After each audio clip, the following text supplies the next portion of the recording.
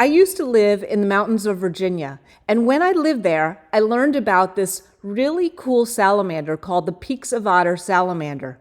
It's a salamander that only lives at the Peaks of Otter in the Blue Ridge Mountains and nowhere else in the world. What I discovered was that the southern Appalachians and nearby Piedmont have such an incredible, unique diversity. And so it came as no surprise when I learned what I call the lost and found flower of the Upstate, that it grows only in the southeast area. Of course, for those of you who love wildflowers, you know I'm talking about the Oconee Bell, Shortia galacifolia.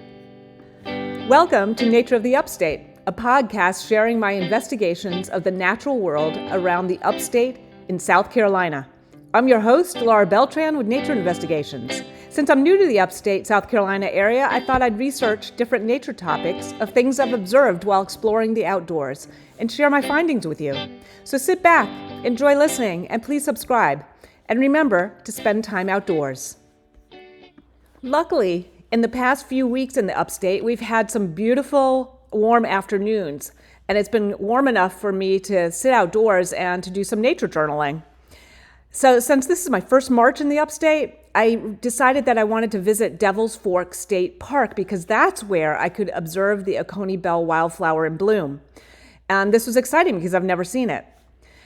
Interestingly, when I first came upon it, it grows along the stream bed, along a certain trail there.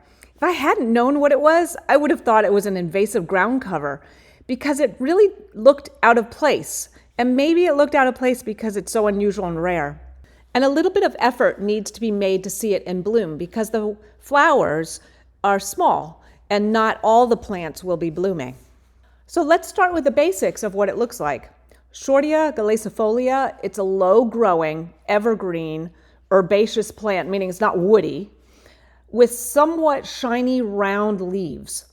On the edges of the leaves, it's scalloped shaped, but I also noticed that some of the leaves had lobes that were more pointy. And it kind of reminded me of the edge of a cottonwood leaf. But the big difference is that the base of the leaf is rounded and the texture of these leaves are much different. They're thick and sturdy feeling because they're evergreen. I also noticed that some leaves were reddish and less green than others. So what I decided to do was to do a mini survey of the area where I was sitting. And I looked at where the red leaves were located in comparison to where the green leaves were located. And my hypothesis was that the red leaves seemed to prefer more shade. So I did a count of the number of red leaves I found in a certain area at midday. And then I did a count of the number of green leaves, comparing them to shady areas and sunny areas. It was sort of inconclusive, leaning a little bit towards red leaves preferring shade. But it would be an interesting study to do. And perhaps other research has been done as to why some of the leaves are red and some are green. Now let's get to the part of why I was there in the first place, is to see them blooming. The flowers are delicate and nodding, and they're only about an inch wide and about 1.5 inches long. They're white, and some of them actually had a blush of pale pink on them. And they also have on the tips of the petals scalloped edges, and that's what gives them a really beautiful, lacy appearance. They bloom early, late February to March, and that's because there's no leaves on the deciduous trees, and the deciduous trees don't block the sunlight. They grow near shaded stream banks, and this area that they grow in, it's called the Southern Blue Ridge Escarpment, especially in North Carolina, a few places in South Carolina, and Georgia. Since I'm not from this area, I had to look up the Blue Ridge Escarpment. And I found this great description from High South Adventures. And so this is what they said. The Blue Ridge Escarpment is the area between the Blue Ridge Mountains and the Piedmont of South Carolina, North Carolina, and Northeast Georgia, where a sudden change in elevation occurs with a vertical drop from around 1,300 feet to 2,500 feet. In order to see them in bloom, you need to go to special areas within that escarpment, like Devil's Fork State Park, during the brief time of year in early spring. So how do the Oconee bells spread? They mostly do this through underground rhizomes, since they're clonal. And what that means is that many of the plants you see in one patch may actually be genetically identical. They rarely produce seeds. So even when the seeds are produced, the seeds don't go very far. And what does this mean for the plant? It means that the populations are often isolated. That makes the species susceptible to environmental changes, so conservation efforts have to keep this in mind.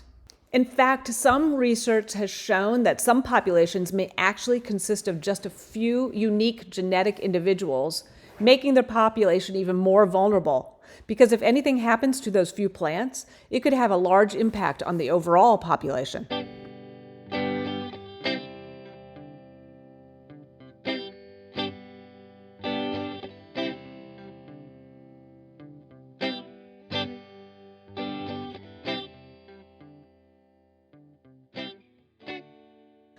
I've heard the story of the plant's rediscovery told in different ways, but this is what I found out.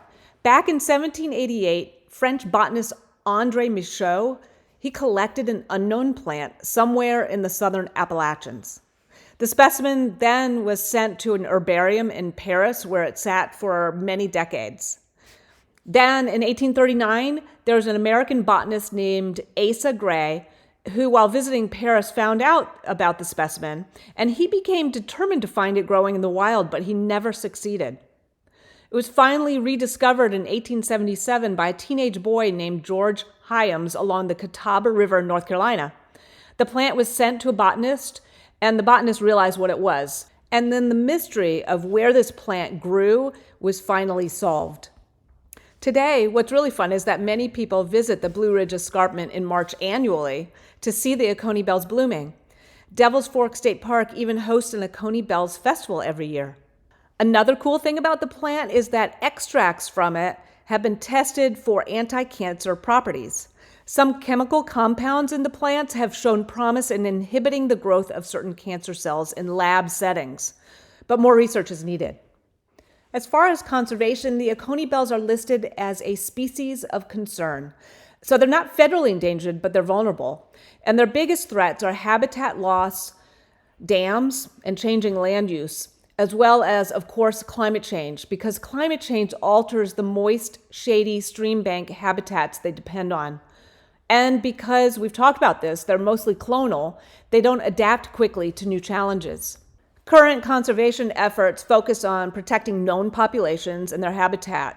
So like at the state park, botanical gardens, and private landowners, they all help in its preservation. Also, I think that, as more and more people join in celebrating when it blooms every year, more and more people are aware of the plant and then can push for conservation of this plant. If you'd like more information on the Oconee Bells, you could see my show notes. And I hope you enjoy the start of spring. Also, please think of subscribing. And if you're interested in tips and lessons for interpretation and environmental education, look for my Substack, Reflections from the Field, at fieldreflections.substack.com. Enjoy spring, and let's get outside, Upstate.